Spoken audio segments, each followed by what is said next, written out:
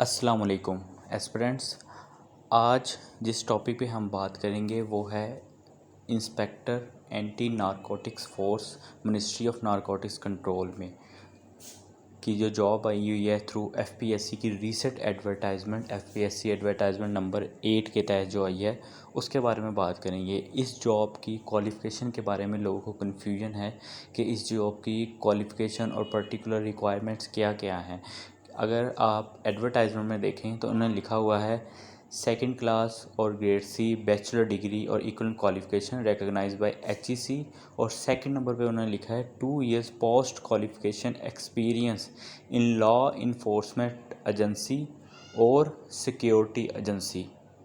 ठीक है, अब लोगों को इस चीज़ में कन्फ्यूजन है कि क्या हम लोग इसमें एलिजिबल हैं नहीं एलिजिबल, एक्सपीरियंस वाले अप्लाई सिर्फ कर सकते हैं और या और फ्रेश भी अप्लाई कर सकते हैं। तो सबसे पहले जो कन्फ्यूजन है वो है लोगों को जो फ्रेश एस्पिरेंट्स हैं कि क्या वो अप्लाई कर सकते हैं। तो उसका जवाब है कि नहीं, फ्रेश एस्पिरेंट्स बिल्कुल इस पर अप्लाई नहीं कर सकते। आप इस पर अप्लाई नहीं करें, कोई और जहाँ पे एक्सपीरियंस नहीं रिक्वायर वहाँ पे आप अप्लाई करेंगे। और उसके बाद हम बात करें कि लोगों को कन्फ्यूजन है कि ये लिखा हुआ है law enforcement agency security agency. बहुत से लोगों को कन्फ्यूजन है कि लॉ इन्फोर्समेंट एजेंसी कौन सी होती है, सिक्योरिटी एजेंसी कि हम अपना जो इस डिपार्टमेंट में काम करते हैं क्या वो भी लॉ इन्फोर्समेंट एजेंसीज़ में आता है, क्या उसका एक्सपीरियंस इसके लिए काउंट किया जा सकता है या नहीं किया जा सकता। लेकिन उससे पहले मैं आपको एक और कन्फ्यूजन दूर कर दूँ कि एक तो इसके लिए 2 इयर्स का एक्सपीरियंस मस्ट है। ठीक है, आपका 2 इयर्स का कंप्लीट एक्सपीरियंस होना चाहिए। सेकंड चीज़ कि आपका जो एक्सपीरियंस है वो आपका होना चाहिए आफ्टर कंप्लीटिंग योर क्वालिफ़िकेशन। ये बहुत इंपॉर्टेंट चीज़ है, बहुत से लोगों को ये भी चीज़ नहीं पता। यानी कि इसका मतलब ये कि आपने अगर बैचलर डिग्री की 2015 में, जुलाई 2015 में की है, ठीक है, तो आपकी जो एक्सपीरियंस है वो उसके बाद में काउंट होगी। यानी कि अगर आपकी उससे पहले का 2 साल का एक्सपीरियंस है तो वो उसमें काउंट नहीं होगा। अगर आपका 2015 जुलाई के बाद आपकी डिग्री कंप्लीट होने के बाद आपका एक्सपीरियंस स्टार्ट होता है और वो 2 इयर्स कंटिन्यू सर्विस है, ठीक है, तब आप इसके लिए एलिजिबल है। ठीक है, पोस्ट क्वालिफिकेशन एक्सपीरियंस का मतलब यही होता है कि आफ्टर कंप्लीटिंग योर क्वालिफिकेशन आपका वो एक्सपीरियंस होगा। तो जिन जिन लोगों का बैचलर डिग्री कंप्लीट करने के बाद एक्सपीरियंस है 2 इयर्स का लॉ इन्फोर्समेंट एजेंसी में, आप इस जॉब के लिए अप्लाई कर सकते हैं। नंबर वैकेंसीज़ 16 है टोटल, जिसमें से पंजाब की टोटल 8 वैकेंसीज़ हैं और बाकी दूसरे सूबों की हैं सिंध, KPK, बलूचिस्तान। अब जो सबसे बाकी कन्फ्यूजन भी थी, लेकिन सबसे बड़ी जो कन्फ्यूजन है वो ये है कि किस डिपार्टमेंट का एक्सपीरियंस काउंट होगा इस जॉब के लिए।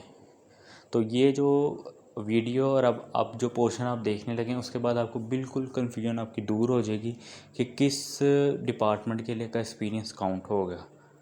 तो आपने ध्यान से सुनना है, ध्यान से देखना है और देखना है कि अगर इन डिपार्टमेंट्स में आपका एक्सपीरियंस है, आपने काम किया हुआ है, तो आप इसके लिए बिल्कुल एलिजिबल हैं और अप्लाई कर सकते हैं।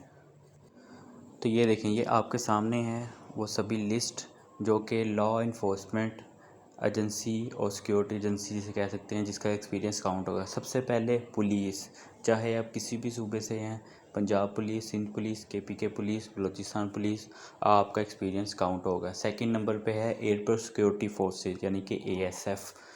अगर इसमें भी आप करंटली जॉब कर रहे हैं या 2 इयर्स का आपका एक्सपीरियंस है तो आप अप्लाई कर सकते हैं। ANF आ जाता है जिसमें जॉब आई हुई है। देन है FIA फेडरल इन्वेस्टिगेशन एजेंसी।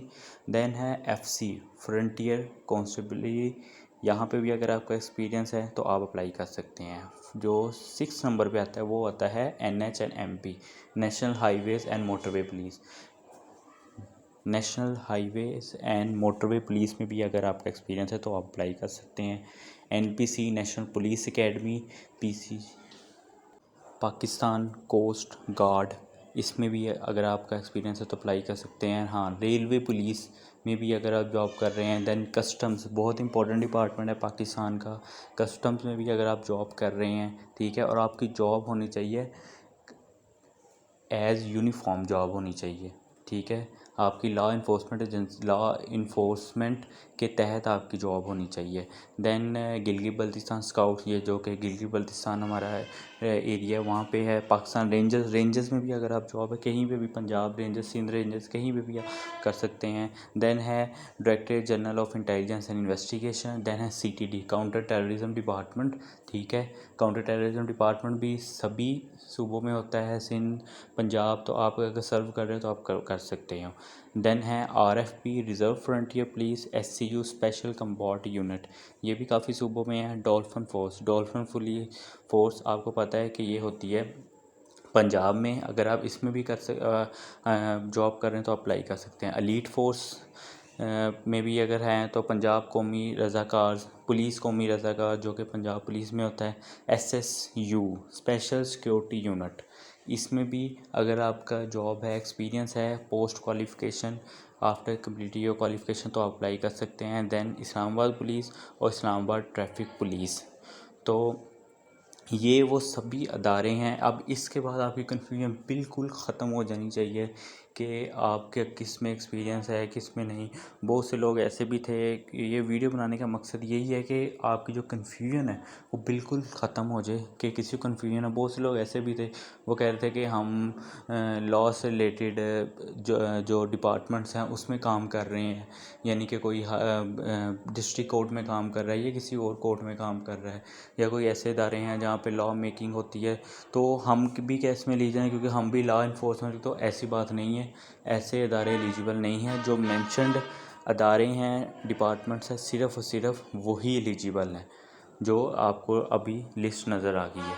तो ये अब इसके बाद आपका कन्फ्यूजन दूर होगी, मुझे उम्मीद है।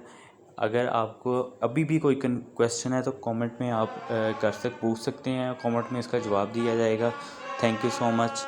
अल्लाह हाफिज़।